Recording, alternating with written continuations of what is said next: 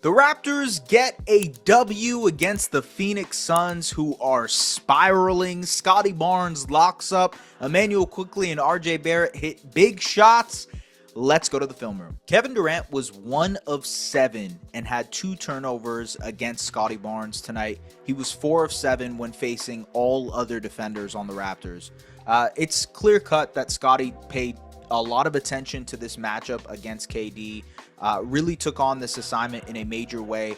And I think part of that was using his length on ball to make these shots much harder for him. Settling into those mid-range looks for KD is easy, but when he's faced with length and multiple bodies like he is on most of these possessions, it makes life hard for him. This is a really good possession that encapsulates it all. Picks him up at half court, stays with him laterally, uses his length to contest, and watch as he telegraphs the turnaround from KD to try and poke out the ball, make things harder on him. Another great possession here. Watch him fight around these screens for KD. Again, just ball pressure, constant ball pressure to make things hard for him every step of the way. And look, KD makes a shot, but it's Kevin Durant. He's one of the best players of all time. Of course, he's going to hit a few shots. This isn't on KD, but just wanted to highlight his off-ball play. So great job of the X out onto D-Book, and then on ball does a great job of stonewalling Book, not letting him get to his spots. This is a great possession on defense as well. Watch as he top blocks KD and then fights over the screen. Great job by Orlando Robinson to stay there,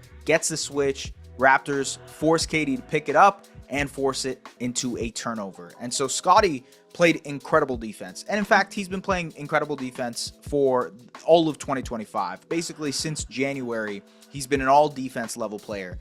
Darko Rajakovic post-game talked about it. Samson Folk, our guy here at Raptors Republic, asked him. He said, actually, Samson's question exactly was, what... when it comes to denial, ball denial, Scottie is so great at it, but it's usually a role player trait. Like, what do you think about the process of Scottie being so elite as a guy who denies the ball so well? And Darko kind of just took a second. He's like, yeah, I'm not answering that question. I'm gonna give you this question. Scottie Barnes deserves to be an all defense level player. He gets disrespected by the media. He gets disrespected by people. And maybe it's because of our record, maybe because we haven't been winning as many games, but he is top tier, one of the best defenders in the world. It's hard not to agree with that statement. Obviously, it's going to be hard for Scottie to make it to an all-defense team this year. I think, like Darko mentioned, the record is a huge part of that. But also, he is one of the best defenders in the world. That is true. And I think unequivocally, when this team is healthy and the full responsibility offensively isn't on Scottie, he's able to take on assignments like this more often. And you're seeing that because the team is more healthy now, because Immanuel Quickley is back in the lineup, because RJ Barrett is back in the lineup. You're seeing the fact that Scottie can lock in on the defensive end.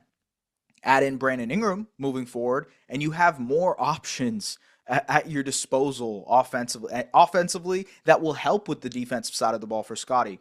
Obviously, Scottie is trying to work and experiment and figure out the offensive side of the ball for himself. Had a couple of nice mid-range possessions tonight. Got to the basket a couple times as well. The playmaker that he is, he's going to be a guy who's going to be on ball for the Raptors moving forward too. But on defense, that's where Scottie can be an all-star level player consistently. That's where he can be, eventually. I honestly think like Scottie's ceiling as a defender is a guy who can be in Defensive Player of the Year conversations just because of his length, his activity, the way he grinds, man, on that end. He is that great of a defender. It's just about putting it together consistently and to be put in a situation where he can really thrive on the defensive end. Against Kevin Durant, does a good job because KD is a guy who kind of slow trotting, trying to get to his spots. He's not like the quickest dude in the world, KD. So then it's easier for a guy like Scottie to work on those matchups. Giannis is another player where Scottie really takes the onus of guarding that type of player.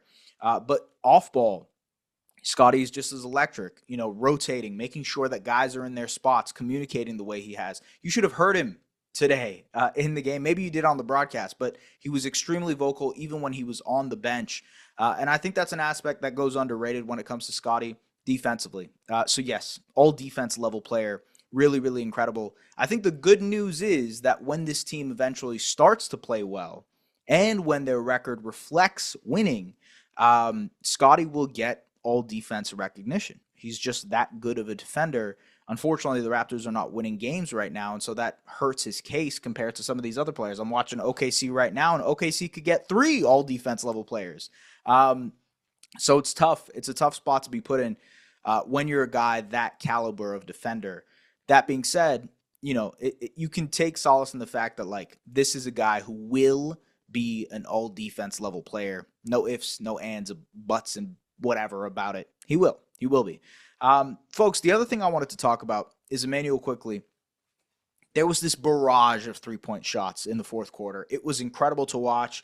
RJ Barrett hit back-to-back-to-back threes. Last one was an and one. It was the nail in the coffin for the Suns.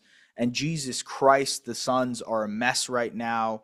Absolutely insane to watch them live in person. How dejected they look, how lifeless they look. They just look lost out there. And I understand it was the second night of a back-to-back, but this is a team that's supposed to be much better than this, and they just are not. It's really terrible to watch, truthfully. And I feel for Kevin Durant. Maybe he gets traded. Anyways, look, regardless, Suns are a mess. The Raptors did a great job of closing things out in that fourth quarter. Yes, it was the barrage of 3-point shots, but it was also Immanuel Quickley, who's been playing really good basketball as of late. I tweeted this, his averages over the last 5 games, finally playing consistently as well. Immanuel Quickley. He had 20 points, 5 rebounds, 4 assists, shooting 40% from the field in his last 5 games. The aggression is there. Ever since the Houston game, actually, his aggression level is there. He's taking more shots. He's shooting more shots above the break. And I think that's the part I wanted to break down in this film room. Most of his threes are coming from, that above the break area. The reason that's important to me, and I think that's the reason that's important to the Raptors, is because it changes the geometry of the floor for them when he's shooting shots from there. And it also opens up his playmaking, which is another aspect of this. But when he's taking shots from that far out and from that specific area of the floor, it makes it so that defenses have to go out and contest on those. They have to in pick and roll situations. If you're switching, you got to switch quickly because he's using that quick moment to take those shots. If it's a pick and roll, you're not dropping in that pick and roll because he's going to be able to do that pull-up jumper that he's so good at. Quickley is the number 1 pull-up shooter in the league this season in terms of 3-point percentage. That being said, hasn't played a lot, unfortunately, so I understand there's a sample there. But Quick has been awesome as a shooter and exactly what the Raptors needed over this last 5-game stretch. So let's break it down. Multiple ways for Quick to get to his buckets. Off ball, screen, he flares out, bang. And I love how the Raptors try to get him open.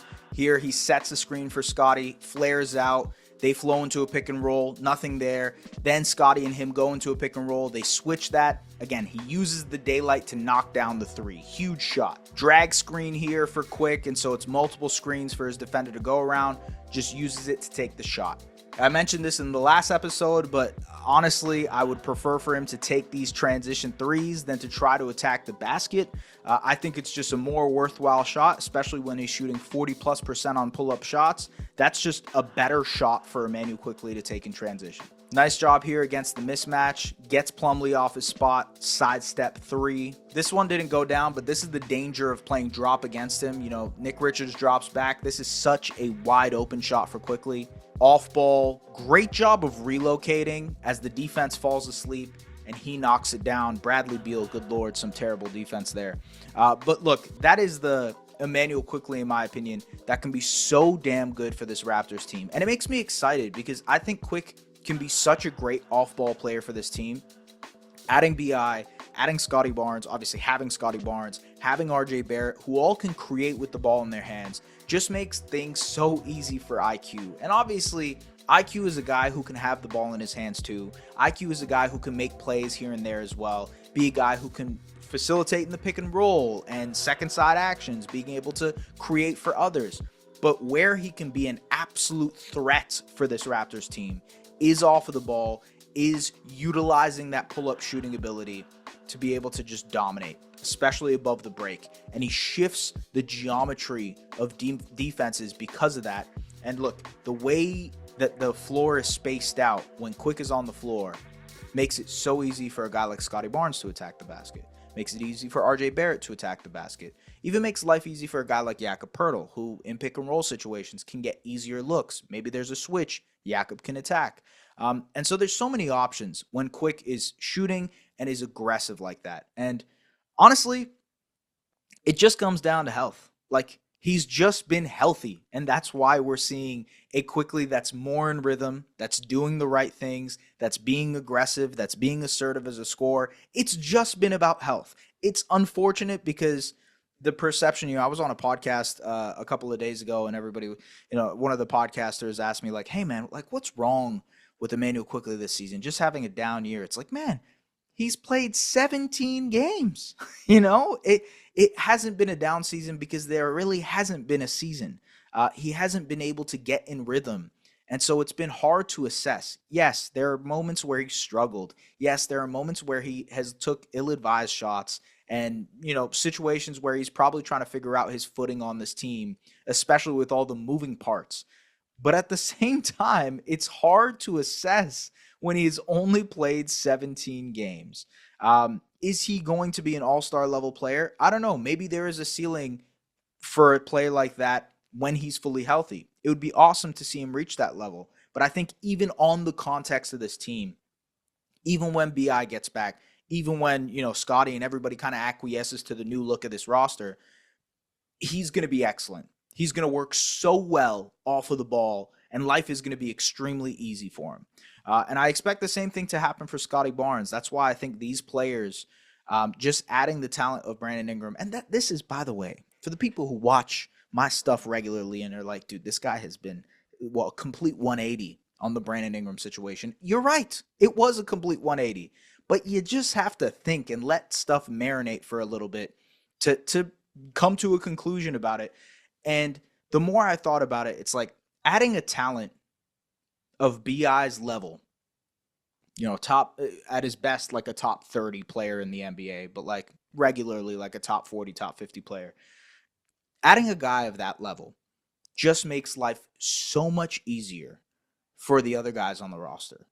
He makes them fit into the roles that they can really, really dominate in.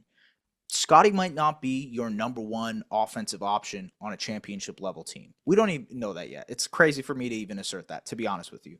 But if he isn't, Brandon Ingram will allow him to thrive in the other areas of his game. The off-ball stuff, screening, being able to dive and dunk and get to the basket. All of these areas are areas where I think Scottie Barnes can thrive. The post-up, which is something that he's worked on all season, is something that will actually look better with the attention that Brandon Ingram brings. The off-ball shooting of Immanuel Quickley will look better because of Brandon Ingram. RJ Barrett even. I broke it down in the last video, but RJ Barrett's ability to get to the basket, to finish in transition, to be a guy who can create on the other side will actually look better next to Brandon Ingram because talented players just make other talented players look better. It's that simple. Folks, fun game. It was a really fun game. The crowd was into it. God, that was a very, very loud crowd. People were electric. There were some like Suns jerseys in there. Obviously, when you have Kevin Durant and Devin Booker, there are a lot of people who come to watch those players, and rightfully so. They're, again, one of the best players of all time, especially Kevin Durant. But it was a loud crowd, and they were bought in. They were like, let's get this W. There were tons of great moments. The three-point shooting barrage that happened in that fourth quarter was excellent. It was great. And look, I know people will talk about the tank and like, what are you guys doing? Why are you guys winning these type of games? I'm not sure it would have mattered. Like, the Suns were that bad in this game. They tried. The Suns caught up. They were up 2. The Suns were down 2. They caught up. They tried, but they couldn't put the Raptors away. The 18 and 39 Toronto Raptors, the Suns with Kevin Durant, Devin Booker, and Bradley Beal could not put that team away. It is a testament to the Raptors and the buy-in that Darko has gotten from this team and the coaching staff in general doing a really good job of motivating these guys, getting them to buy into every game. I think that stuff is awesome. I think these are the types of developmental wins that you look back on and say, that was a step in the right direction. But for the tankers out there, for the people who are worrying about the tank, it's hard for me to see them falling out of the position that they're in right now. I understand Philly is thinking of the Embiid situation and surgeries and whatnot. And, Brooklyn is climbing up the standings, and, Portland and San Antonio are starting to lose games, et cetera, et cetera. And the Raptors have an easy schedule. But I don't think it will affect them that much, to be honest with you. I don't think it will. I know there are warriors out there, but a win like this, you got to take it every day, man. Got to take it every day. That's it. That's all I got for y'all. Appreciate you guys as always. Subscribe to the Raptors Republic YouTube channel. Listen to the Pull Up Trade podcast. Listen to all the other podcasts that we have out there. Thank you so much for supporting us here. And we'll see you guys later. Peace out. Bye-bye.